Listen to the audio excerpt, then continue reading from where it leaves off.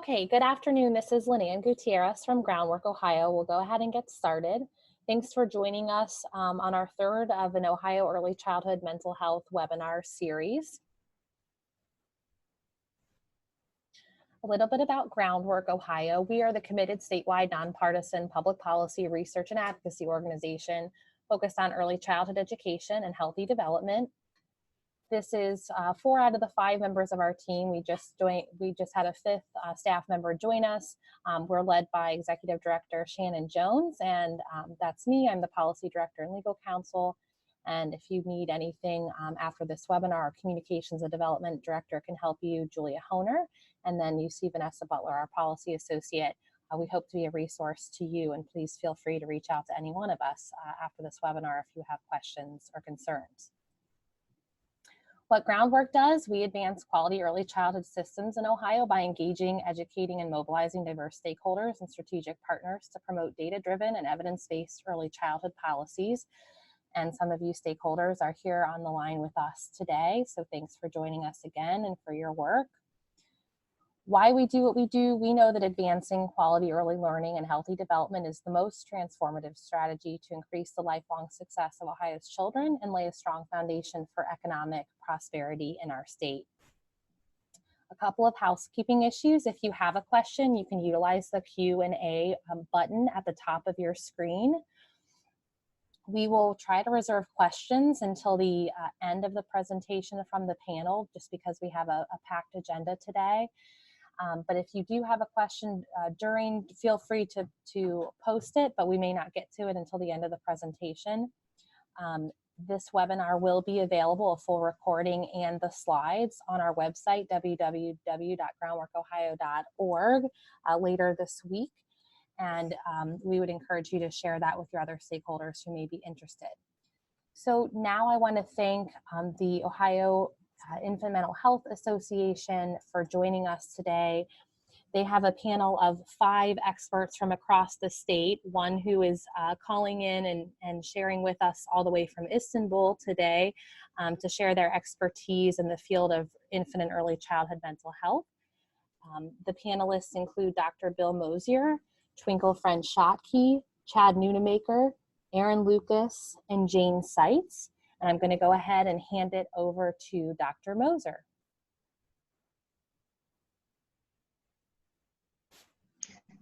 Hello, this is William Mosier.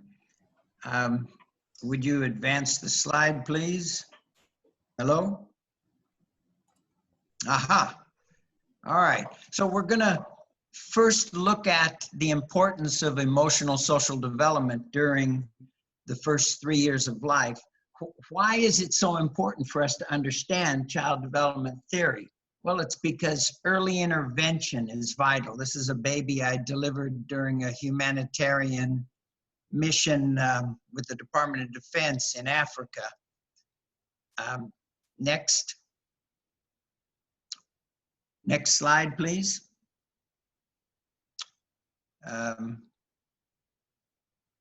Can we advance the slide, please? There we go. I'm sorry, Dr. Moser, there's just a tiny bit of delay from when I advance, so I'll try to anticipate your slides. Thanks for hanging with us. No problem. Well, the initial question is, what do we know about infant-toddler development? Well, we know for sure that adult interaction with a child has a profound impact on the child cognitively, emotionally, and socially. It has an enormous impact on the child's overall development. This is a mother in Senegal with a child I treated there. Next. Aha. So there are 5 basic human drives that all of us have that make it really important to understand in order to have patience with young children. There's this innate human drive for us to be physically active. That's why it's so sad for adults to be impatient with a child when he does something like scribbling on the wall, because it's just that innate drive for activity that makes us want to do this. Next. We have, on top of this need to actively participate in our environment, we have this need to actively explore what we see in our environment, what we see adults doing in the environment. So even though the average adult would think, oh my goodness, this little girl made a horrible mess in the refrigerator, well, all she was doing was copying what she saw a parent do. Next. So not only do we have this innate need to actively explore our environment, but we have this need to manipulate our environment. So when a child is manipulating an ice cream cone or some sunscreen and the adult's thinking, oh, what a terrible mess, it's just part of normal human development in the first 3 years of life to actively explore our environment by manipulating it. Next. And when we are actively exploring our environment by manipulating, it typically produces something. So even though a parent or a teacher might look at this child and say, oh my goodness, what a mess this child has made with this chocolate, rather the child has produced something with that which he or she was exploring. And in this case, this little boy was exploring some Nutella chocolate hazelnut and certainly producing something that might be labeled as a mess. This fifth basic human drive we have is for social interaction. So we actively want to explore our environment by manipulating either thoughts or objects in our environment to produce something that will lead to social interaction. So in this picture where the mother and the child are interacting with each other, the child is interacting with the father or maybe grandmother on the phone, and that social interaction is an absolute vital part of cognitive, social, and emotional development in Homo sapiens. Next. So when we think of these 5 basic human drives, we need to understand them in relationship to the whole child, how the cognitive, emotional, and social development of the child evolves during the first 3 years of life, from birth through about the time of language competence. Certainly, the foundation for learning is stemming from curiosity and then enjoying what we're curiously exploring to learn from it. So even if someone looks at this little boy who's exploring the tampons in the toilet there as, oh no, look at the mess he's making, all he's doing is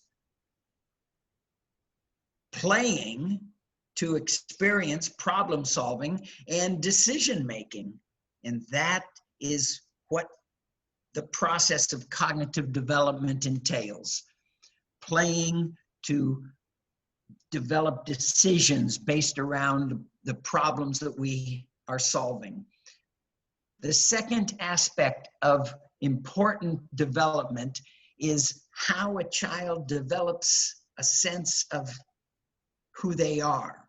The young child's development of sense of self is a product of how close they bond, their attachment to their significant others, typically the parenting figure in the first year of life. And that relationship with that significant other in the first care of life, whoever that primary caregiver is the foundation for the child being able to then move away from the adult and autonomously explore their environment through active exploration and manipulation of the environment to produce something and socially interact with others, which leads us then to the next slide, which is exploring how social development evolves in human beings.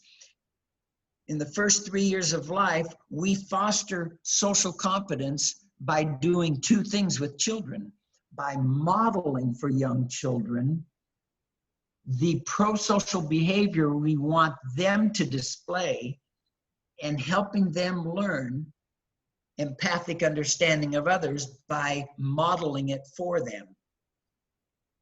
Last slide. Next slide, rather. So it's crucial for us to understand all of these come together to help us remember that not only is cognitive development important in the child, but cognitive development tied with emotional development and social development need to be thought of as an integral part of each other, so that the decision making and problem solving that grows out of play activities in a child, the self-esteem that grows out of the child's interaction with the adults, the significant others in the child's life, and the social interactions the child has lead to a sense of social competence. So all of that is to bring us to the last slide here, which is going to appear any moment now. Aha. So research should guide our thinking about cognitive, emotional, and social needs of infants and toddlers. We shouldn't use our personal opinion, but rather use what we know is evidence-based from research as to what is in the best interest of children cognitively, socially, and emotionally to enhance each child's development. And I'm going to now turn this over to Twinkle after we take a moment to look at the importance of the only part of a child's development that we can really influence. That is the environmental factors that will determine whether or not a child grows up emotionally stable or emotionally disturbed.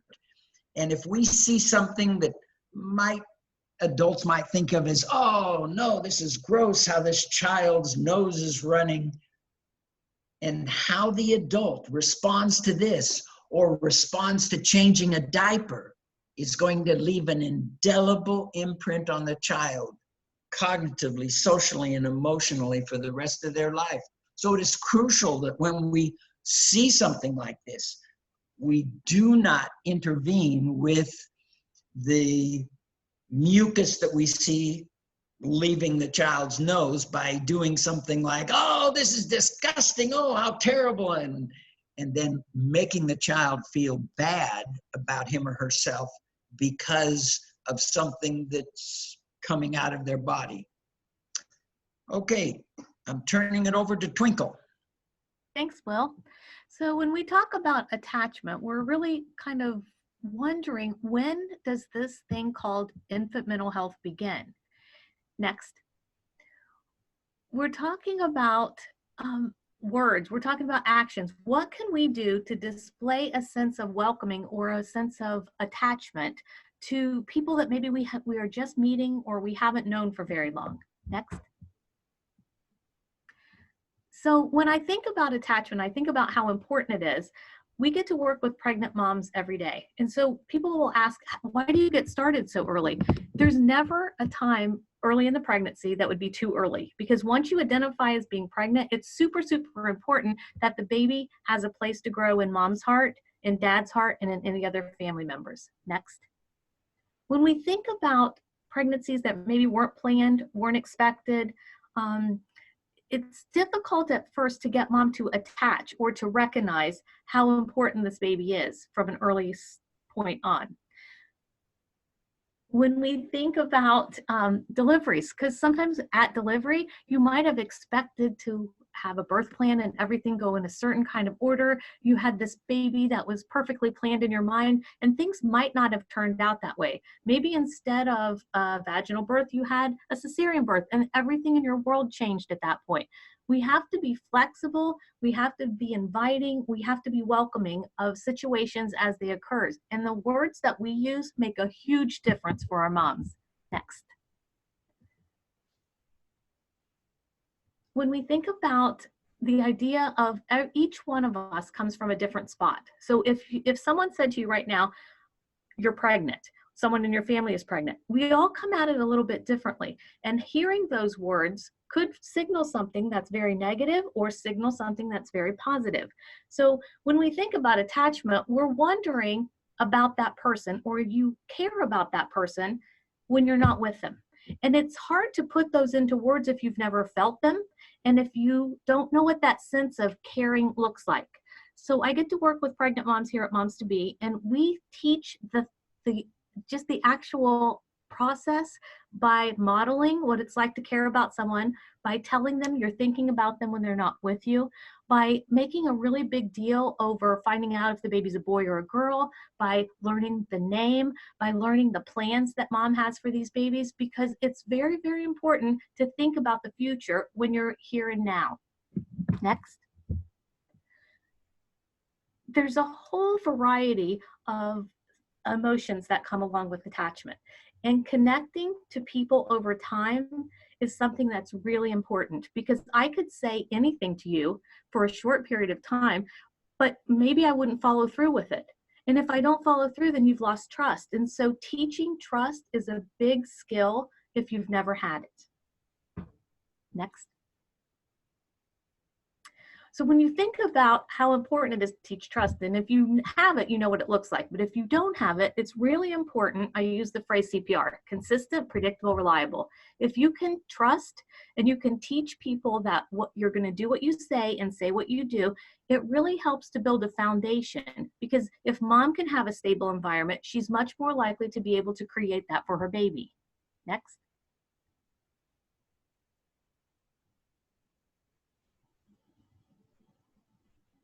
As I think about attachments, if each baby has one person that's absolutely crazy about them, that would be ideal. If you have two or more people, that's just like ice cream with sprinkles and whipped cream and cherry on top, because our babies, I call it bubble wrap. So we just wrap our babies in care and love and attention and responding to their cues, talking about how important it is for the next steps, talking about things they're going to experience.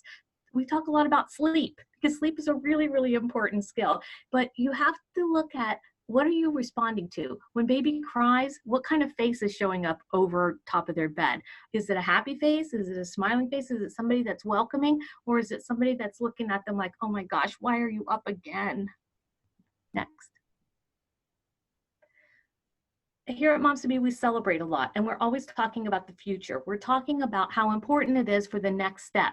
We love it when pregnant moms come in. We celebrate that day. We celebrate the day the baby comes back, because our goal is to have healthy babies. And we celebrate when baby turns 1. All of those are really important to us, because it's important to have joy around a baby. It's important to have things to look forward to. And it's important that mom shares this joy and also shares this joy with other people in their life. Next. When you think about the moms we serve, they're from a variety of different ages. They're from a variety of different experiences. And many of them don't have enough food to eat. 84% don't have enough food to eat the year they become pregnant. So when they're hungry and they're lacking food, it's really hard to get people healthy without having appropriate foods. So I call it caring through food. We show love, we show attention, we take care of mom, and then we help mom work with feeding with baby, work with having enough food, having access to food, so they don't have to get into that same situation again. It's always about planning ahead and being thoughtful. Next.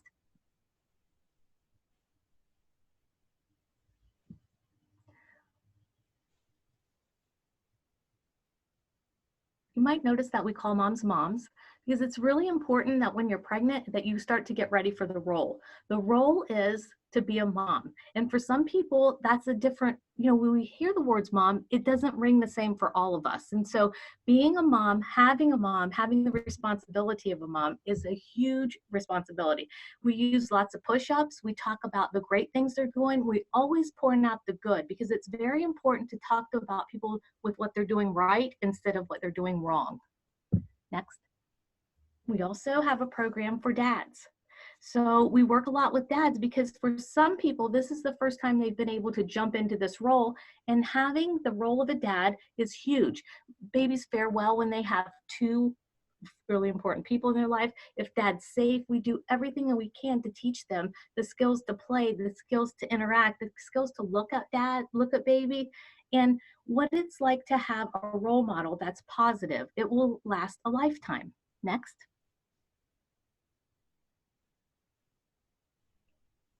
When you think about all of the people in the community, when you think about the firefighters, when you think about people in the neighborhood, people that you just might pass on the streets, there's so many skills that you can learn by developing trust and extending the trust, so that moms will have a community of support to help attach to her baby. Next.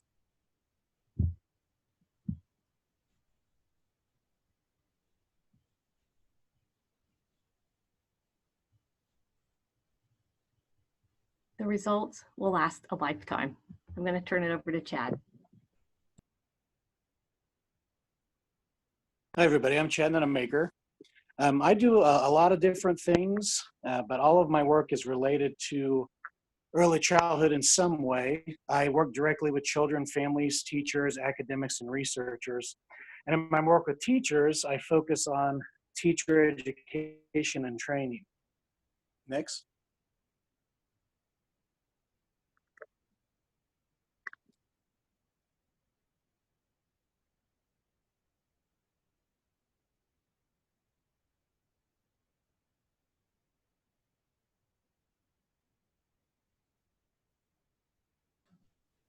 Next. Chad, are you there? Yeah, can you hear me? Yep, sure thing. Can you see your slide? Yeah, I'm ready for the next one now. Okay.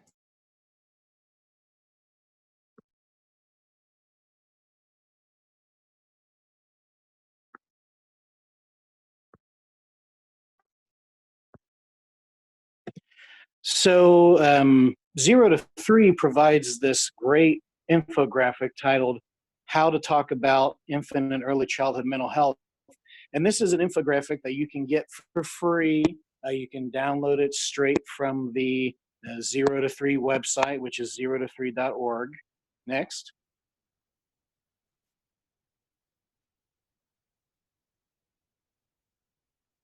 And at the top of this infographic, we find a really great insight. And it says, everyone who touches the life of a child can promote social and emotional well-being.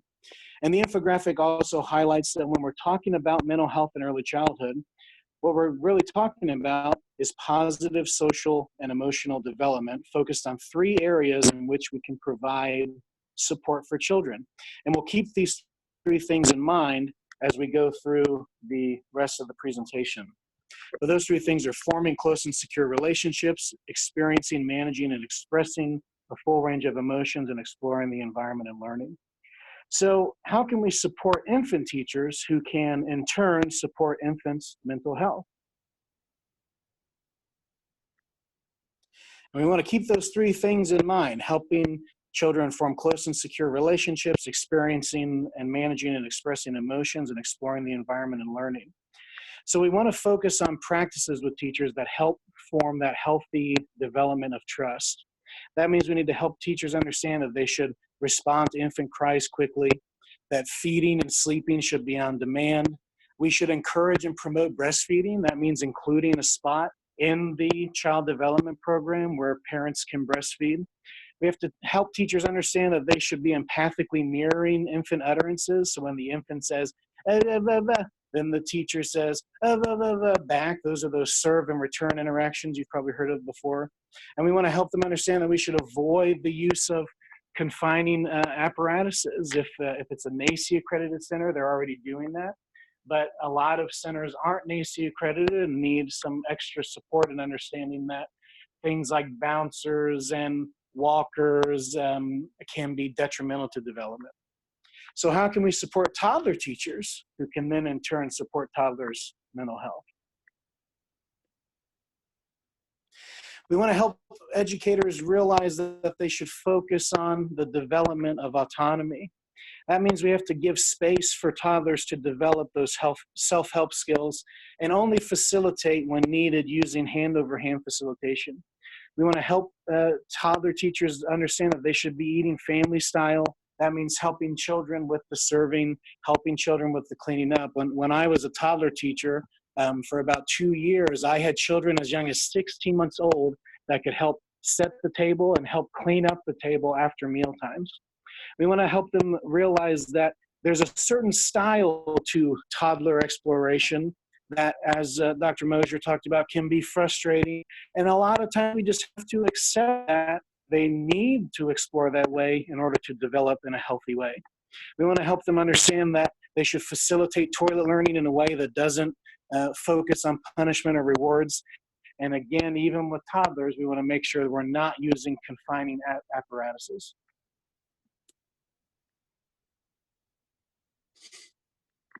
So how can we support pre-K teachers in the same way so that they can help support early childhood mental health? Well, we want to help early childhood teachers that work in pre-K to understand that they have to do things that support children's initiative. We want to encourage and accept children's creative expression. Again, we want to eat family style and let children run the whole meal from getting the table set through the mealtime, through the cleaning up. We want to help facilitate pro-social problem-solving skills. We want to help children realize that they have a individual choice and input in what happens in the classroom. And we want to help with those more advanced self-help skills like shoe tying and things like that. And again, using hand-over-hand facilitation so they can develop that sense of initiative that'll help their mental health down the line. And finally, how can we help K-3 teachers to support early childhood mental health? Well, a key thing is to help them understand that they're going to be supporting initiative and industry across this age range. But it's important to understand that those K-3 children are still in early childhood. Even though they're in an elementary school, they're still in early childhood. The traditional age range of early childhood is 0 to 8. We want to help them understand that they should help children think critically, problem solve, and make decisions. Focus on learning stations and centers that are self-checking and that are scaffolded for children's learning. We want to help develop skills such as writing and reading. And then also in K-3 ranges, encourage collaboration and avoid competition. These things will help support healthy mental health development. And then let's talk about some processes that apply to all early childhood teachers, regardless of the age that they're working with. We want to make sure that teachers understand they should provide a variety of different learning tools and experiences that are novel and engaging. That when we're interacting with children that are emotionally charged, that we should empathize first and problem solve later. That means modeling the importance of listening, modeling the importance of experiencing, managing, and expressing emotion. We can't expect children to learn how to listen if the adults in their learning environment aren't listening themselves. We want to focus on play-based learning. Even with older children, we know that they benefit from play-based learning. We want to celebrate and reinforce pro-social behaviors. Verbal, specific reinforcement works really well. We also want to be facilitative rather than directive. So again, focusing on modeling rather than controlling. We want to encourage family involvement. That means we should really allow families to visit the classroom, ask questions, and interact with the teacher. Especially in K-3 programs, that's not very common, but that's a great way to engage with families. We also want to build linkages to the local community, and that includes community resources that are available on infant, toddler, and early childhood mental health. And we want to respect each child's individual culture. And we want to consider cultural influences, including our own, before we jump to conclusions. So what's this all about? Well, I'd like you to imagine a world where all children are cared for and educated by early childhood educators who truly appreciate the critical role they play in children's mental health. But really, why should we imagine that world? Let's build it. Let's build a world where all early childhood educators appreciate the critical role they play in children's mental health. I'll toss it over to Erin now. And I'm going to expand on that and talk about how we build that world in Southeast Ohio through my work with Hopewell Health Centers. Next. So you can see this is our team of workers that we have. We work together in Southeast Ohio, 18 Appalachian counties, to make sure that children and families have what they need to grow healthy babies that thrive. We do this using an integrated healthcare approach. Hopewell Health Centers is an integrated healthcare organization. We have primary healthcare, behavioral healthcare, as well as dental care. And you see that we are working on these big public health issues in our community, trying to provide access to affordable, high quality integrated care with the intent of reducing the public health disparities in our region. Next.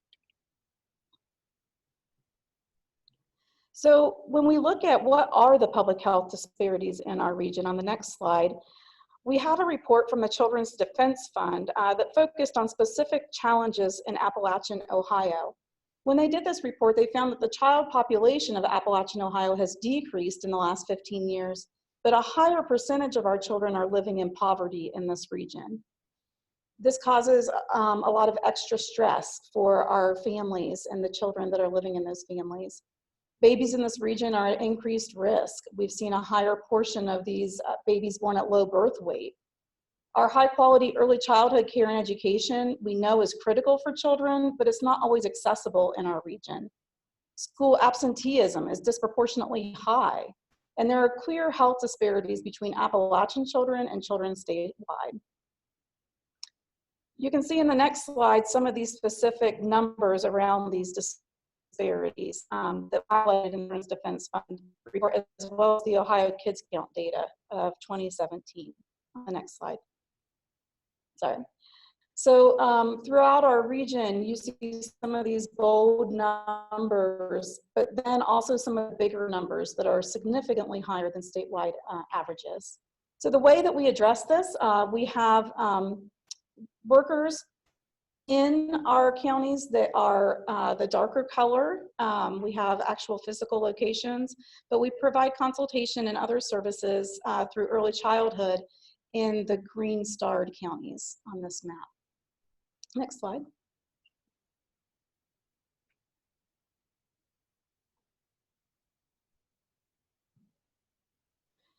The next slide just shows our building, our main office that we work out of. We wanted you to see it's not a large and encumbering office, but a lot of work happens out of this office. And we have workers in who are trained in early childhood, located in these specific locations around the region. On the next slide, you'll see the makeup of our team. In order to accomplish these big goals that we have, we've kind of broken down into different programs with different areas of focus. We have a wellness program that focuses on helping people understand whole health and how we have to promote wellness in all of the areas if we want to help ensure that babies have a healthy environment to grow. We have a training and development team that works with professionals in the field to make sure they have access to high quality professional development specific to infants and toddlers, as well as preschoolers. We have a trauma-informed mental health consultation team that has expanded this model of consultation up to school age. Early childhood mental health program that focuses on making sure that children 3 to 5 have access to care that's specific to that age range, as well as infant mental health. And we have the contract for Help Me Grow Early Intervention service coordination in one of our counties and have expanded access to providers in 8 other counties as well. Next slide. What does this all work together for? We are working together with our community to support caregivers in raising babies to be as healthy as possible, ready to learn, and we want to enhance the resiliency of students to bounce back from those adverse experiences that they might have throughout their life. On the next slide, you'll see the approach that we take to doing this. We use a 3-tiered approach. We call it our Early Childhood Comprehensive Care System. It's comprehensive, it's aligned, it's relationship-based, and it's based on early response. So we have universal supports that focus on promoting social emotional development within our community. Short-term supports that focus on preventing the escalation of need, and then comprehensive intensive services that focus on the high needs of families within our communities. On the next slide, we're going to talk specifically more about the larger universal services that we provide in the region. So Chad talked some on the next slide, sorry. Chad talked some about the what that we do when we're trying to promote social emotional development in the community. I'm going to talk more specifically about the how we do that. In our program, we have different types of consultation and then therapy that would meet those needs and help teach professionals and caregivers the skills that they need to promote those types of behavior that Chad outlined. The infant and early childhood model that we use is the Ohio model for consultation. So these next slides come out of the training that we have on the Ohio model for infant and early childhood mental health education. And the concept is that these consultants help caregivers support healthy growth and development in young children. So it's not about fixing children or providing them therapy, but more about promoting these strong relationships, partnering with parents and caregivers to understand what they're telling us through their behavior and co-create solutions, and equipping these caregivers with the tools and insights to nurture the development. All of this so that we can help our children feel safe, supported, and valued where they are. On the next slide, we talk about what does that look like. So in order to understand what consultation is, sometimes it's helpful to understand what it is not. When we're providing consultation, equipping and empowering adults within our region to help serve children, it's not direct service or therapy. It's not focused solely on the family, and it's not always provided in a center-based setting. It's not group therapy, it's not psychological treatment, and it's not this TA concept. Well, that says, so what is it? Consultation is an indirect service that benefits young children because you're helping promote these social behaviors in the adults that are in the child's life. We're helping them understand the needs of young children and the meaning of the behavior that they're expressing. It's provided by a master's prepared mental health, builds the capacity of families and professionals. And it supports and sustains this healthy social and emotional development. And it can be provided in a classroom setting, but it also can be provided in a home setting or a primary care setting, or maybe to a group of home visitors or early intervention professionals. On the next slide,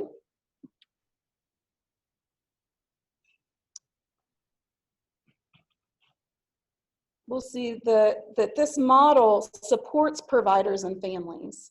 We want to give them help early on, before preschool and before the problems escalate and get really big, because we know that we can have a big impact at this point in life.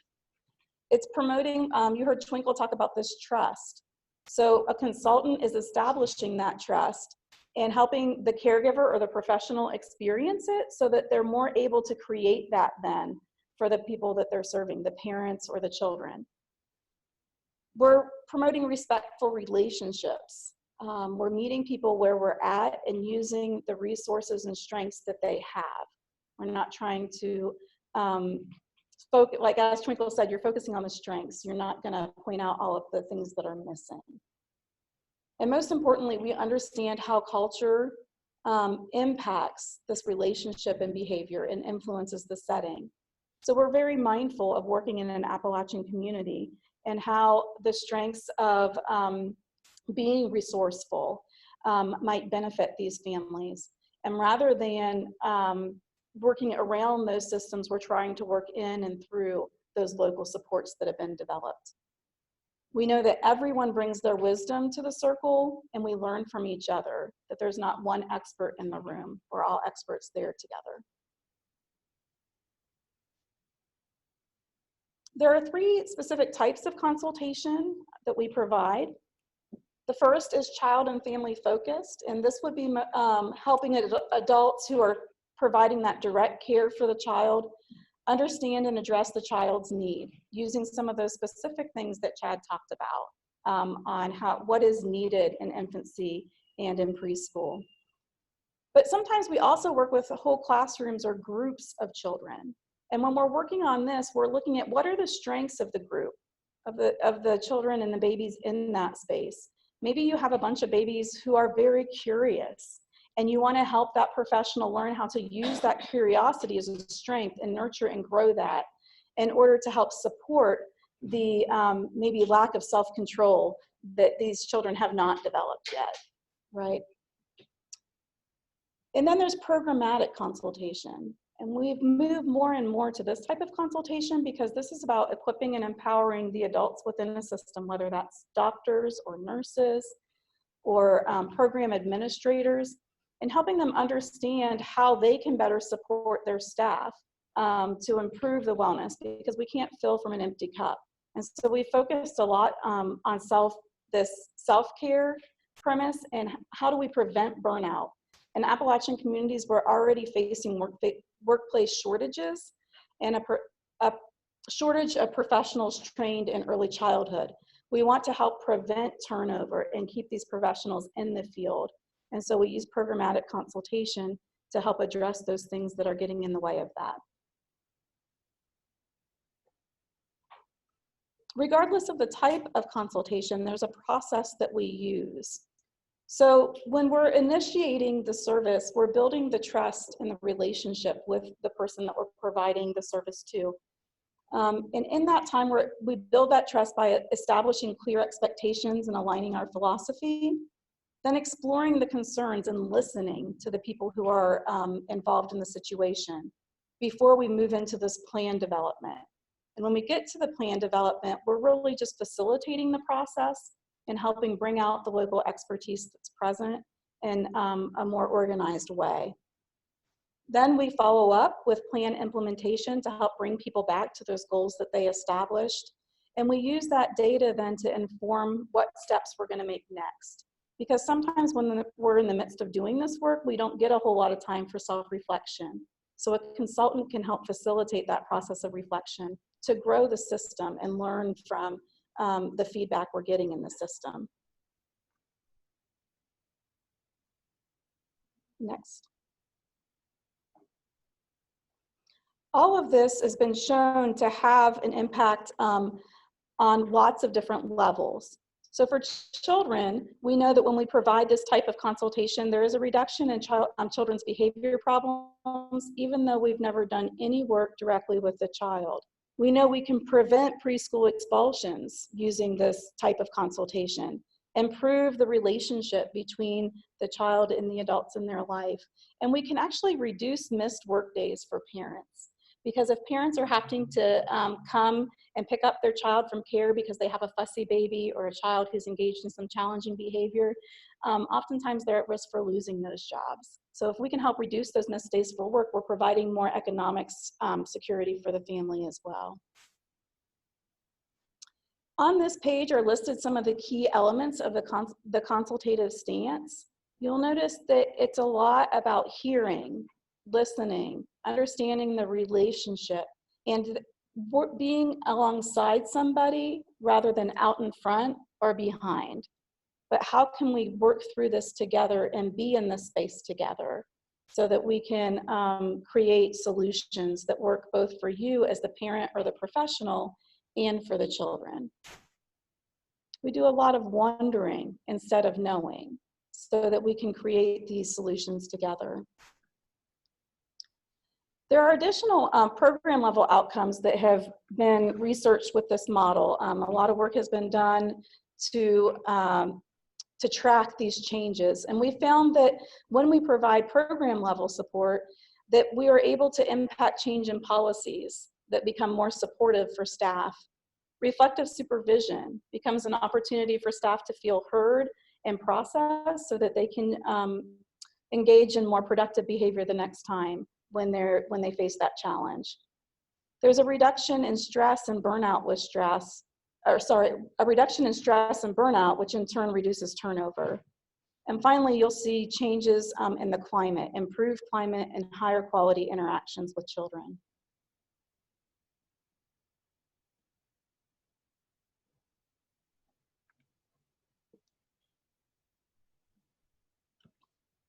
There are additional system level outcomes that have been studied.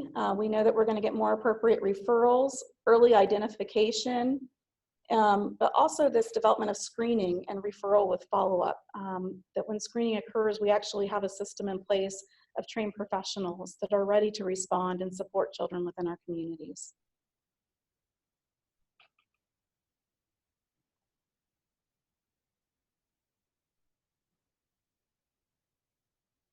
And then finally, that families stress. We know that if we can reduce the stress on a family, that we can create more stability for these infants and young children. That families with young children face a lot of stress, and it impacts the children that are in that environment. And so trying to reduce that has had positive impacts on children. So finally, we're gonna share an infographic on some of this. Childcare providers, home visitors, and preschool teachers, families, and communities need more training and support to address infants and young children's social emotional needs. Yet, to use preschool teachers as an example, research shows the following is true. Only 1 in 5 have access to this training. 34% believe they have the necessary skills, and 23%, only 23% of programs have on-site or scheduled visits. We're working to change these numbers in Southeast Ohio to support and encourage the professionals in our region working with our most vulnerable children.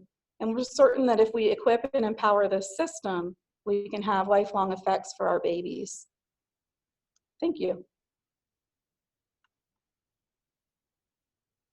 I'm going to pass it on to Dr. Seitz. Hello, I'm Jane Seitz from Cincinnati Children's Hospital Division of Child and Adolescent Psychiatry. I think in the name of time, we'll skip on to about the third one, please. In general, I feel like sort of, excuse my language, Debbie Downer, because I'm going to talk about what happens when all the wonderful things my colleagues just explained should or could happen for children under the age of 8 don't happen. And specifically our program here that I've developed, and it's existing now for 30 years. I'm quite proud of that. We're expanding across Ohio and Philadelphia. But you'll see that let's go back one, please. Thank you. The program I'm describing is called TIP, Therapeutic Interagency Preschool. And these are the highest risk parents in all of Ohio and Philadelphia. So without a doubt, we are dealing with very challenged parents who have drug and alcohol, suffer from mental health issues. They have been neglected and abused themselves, and often their own trauma has not been dealt with. And that we are definitely dealing with parents with mental illness, intellectual functioning being low, and again, they're isolated. That's the most difficult. I don't care, we're from a very urban environment, Southwest Ohio, but yet when you don't have all the wonderful trust and love and things that my colleagues spoke about, they are personally isolated and don't know how to reach out. Let's go to the next. In 2014, if we go to the next slide, we here at Children's Hospital Cincinnati were lucky to receive a wonderful private foundation funding to start what they called Baby Tip, because I've worked with 3 to 5 year olds for many years.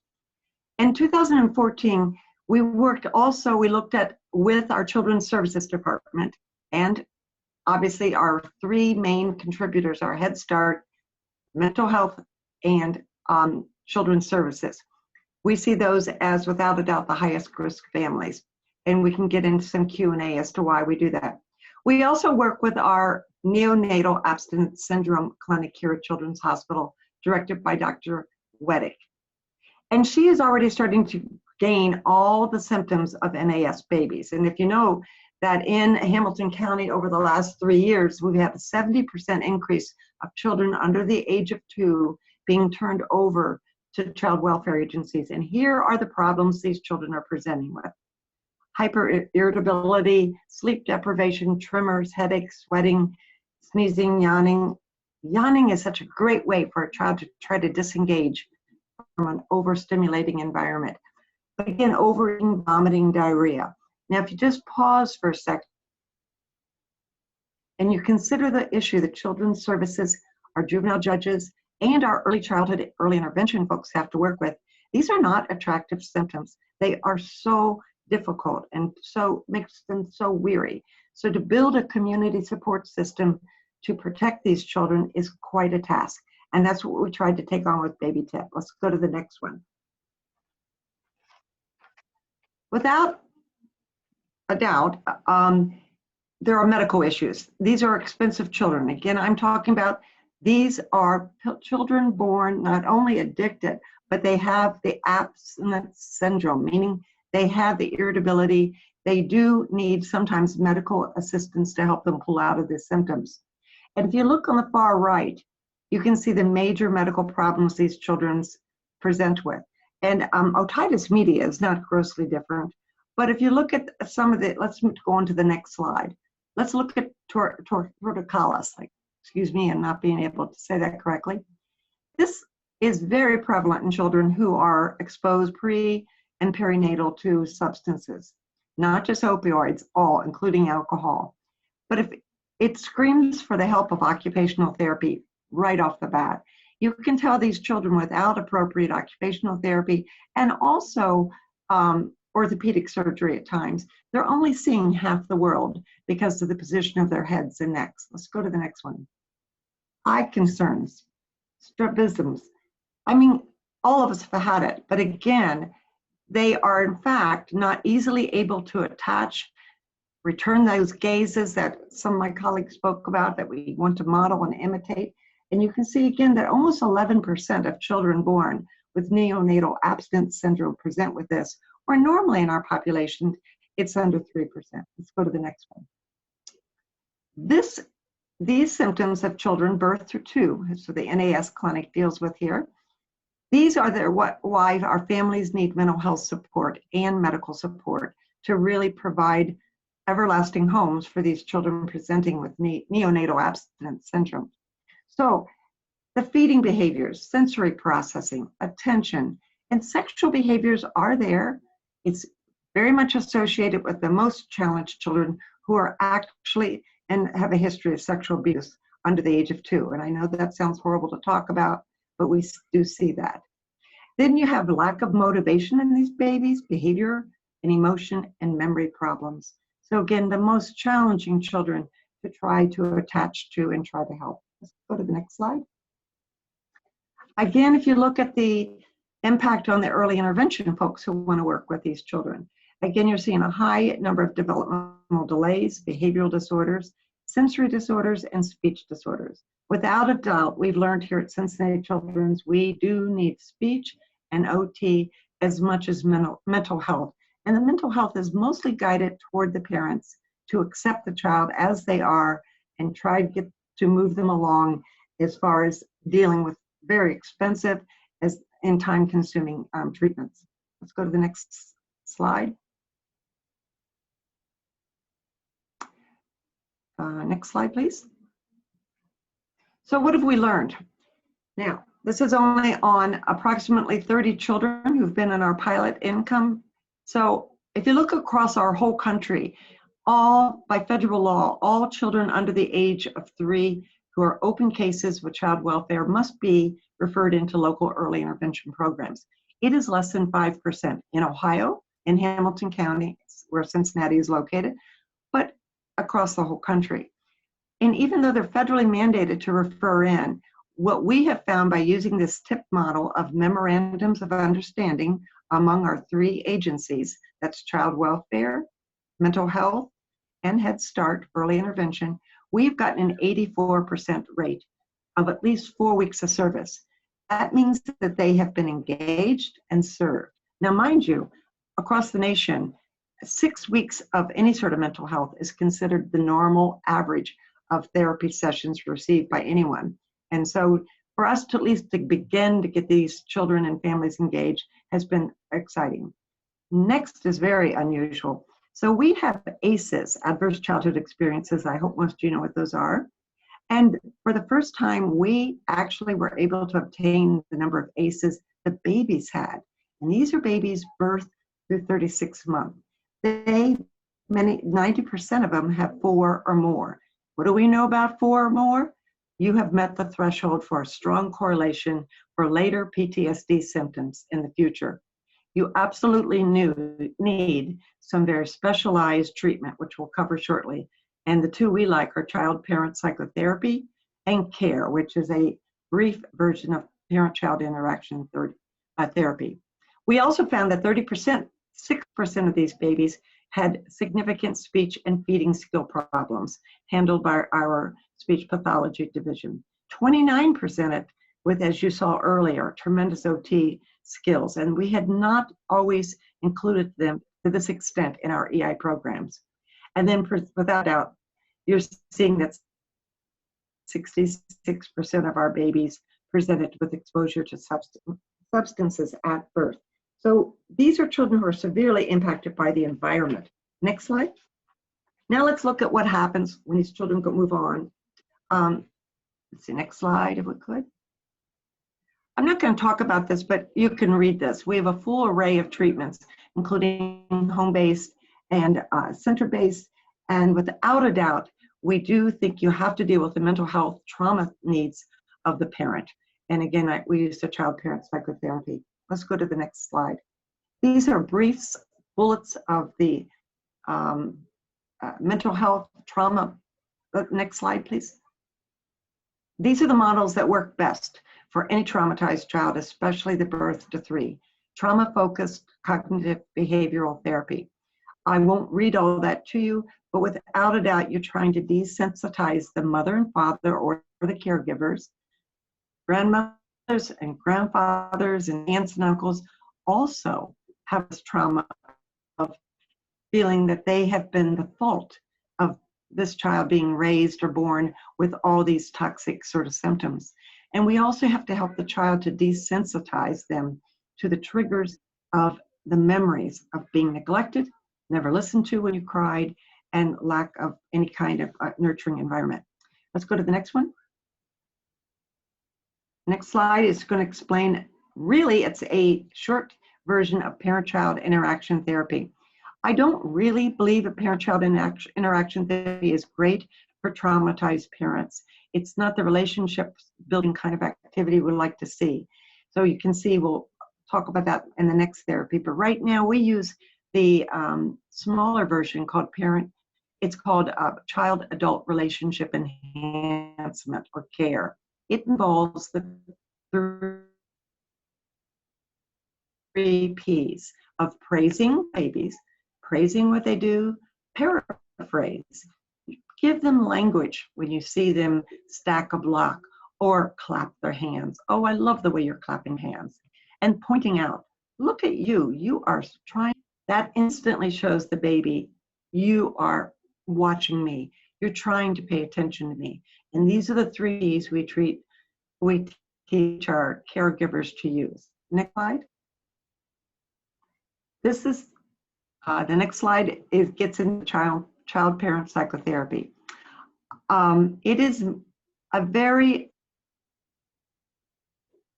training. I wish we need to have it more available in Ohio. I hope we make it more affordable in Ohio. But it is, without a doubt, the best one to use for traumatized children who are working with finding permanent placement. And we're pushing our juvenile courts across Ohio to try to get placement for these babies birth to 3 within 12 to 14 months. That is the federal law. Unfortunately, the average in Ohio is 4 years. And I don't need to tell you how critically harmful that is to the ability of a baby to learn trust and mistrust and building relationship. So in this very unusual, wonderful CPP therapy, the patient is the relationship. because you're frequently looking at, sometimes the bio mother still has a chance to get the child back, and sometimes grandmas or adoptive parents are there, but you're working with all who are involved with their trauma, as well as who is able to work on the relationship.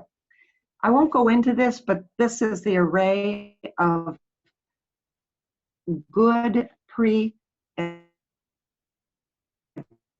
post evaluations you really have to do in any early childhood program to prove to your stakeholders, everyone in your community and the agencies you're involved, that you do get outcomes. And these have been our best ones for 30 years. Let's go to the next one. The part that many programs leave out and we are able to do in our 8 pediatric ones, the next slide, is psychiatric help. Everyone finds that unusual, but certainly for our 3 to 5-year-olds, we have found that as high as 70, well, going on 80% of our kids are referred for psychiatric assessment. Usually that's to help our therapist to better understand some of the beginning symptoms we're seeing, to see if in fact they fall in more serious issues. And in fact, 159 out of those 206 children did receive a psychiatric diagnosis. And unfortunately, I know from my experience as a social worker and a child development specialist, I never had training in these. Let's go to the next slide. Next slide will show you. These are the most prominent problems of children with all the very difficult issues I explained to you earlier display. ADHD is frequently masking post-traumatic stress, which is really high in 63%. But as an early childhood educator or an early childhood mental health specialist, I never knew how to help a child under the age of 5 with reactive attachment disorder, oppositional defiance, intermittent explosive, which always seems to amount to dismissal of children's, PTSD, which is very confusing if a child's dissociative and you think they're not really listening to you or they forgot what you taught them yesterday, and mood disorders. Let's go to the next one. Trauma, without a doubt, is a very costly issue for early childhood educators. If you look at the next slide, without a doubt, look at the speech problems. You can see the children come in as that blue bar, and they go out after, we consider a dose of TIP, about 6 to 9 months. And we've made significant changes in their speech. And speech leads to reading, reading leads to good learning, right? I'm so amazed at the language issue. Look at as high as 25, 28% come in with 2 standard deviations below their typical age peers. And just a dose of TIP, they realize their real potential is less than 5% end up that way. Next slide. Next slide gets to what's in it for Head Start to be involved in TIP programs, or the kindergarten teachers later who will have these children without this kind of intervention. Again, the TIP children are the blue bars, and after 6 or 9 months of given a lot of mental health, OT, PT, speech, and Head Start curriculum, you can see that they are close to this is an age standardized assessment, the Galileo, but you can see how these children are more typical than they presented coming in. And that's, unfortunately, they would have come into kindergarten looking even more regressed. Let's go to the next 2 slides. These deal with overall behavior problems in kids. If you look at the child behavior checklist, which is a standard across the country, you can see our children, without a doubt, unfortunately, you can't see that, that the internalizing behaviors, those are the ones that children have stomach aches or whatever, and they just don't seem to really have a medical problem. We make significant changes and also total. Let's skip the next one. So without a doubt, the program brings that. Let's go to 2 slides later and I'll summarize, because I know we're over time. Let's go next 2 slides, please. Okay. What's TIP do? It reduces the number of kids in foster care. We're able to maintain placements and get children in permanent placements faster. We do improve speech, articulation, language, and scholastic changes. We do reduce that problematic internalizing behaviors, and those are your 3-year-olds. If you look at CBCL, without a doubt, it is internalizing, and by 3 and 4 and urban environment, the children with those issues of the more and really troubling backgrounds do move into externalizing behaviors such as intermittent explosive disorders earlier. But getting them at 3, we really can reduce the internalizing problems, which usually means they're turned off of your ability to reach them and make a good relationship. And then we also, I didn't put the slide up, we are reducing parental distress and perceptions of the child as difficult, because now they start asking, I wonder what happened to this child instead of what's wrong with this child. So I think I'll end at that point because we're out of time and I don't know if we have time for Q&A, but thank you very much. Okay, thank you very much. This is Lynanne again from Groundwork, Ohio. We are out of time and I don't see any outstanding questions. Again, this webinar will be available on our website and the slides will be available on our website. I'm sure that the panel of speakers today will open themselves up for additional questions or follow-up, and we will provide their information to those requests. Again, the webinar and the slides will be available at groundworkohio.org. One last thank you to the incredible panel of speakers today. It's just a reminder of the incredible assets and expertise we have within our state to solve so many of our problems for our young children. So thank you very much, and you all have a nice afternoon. Thanks.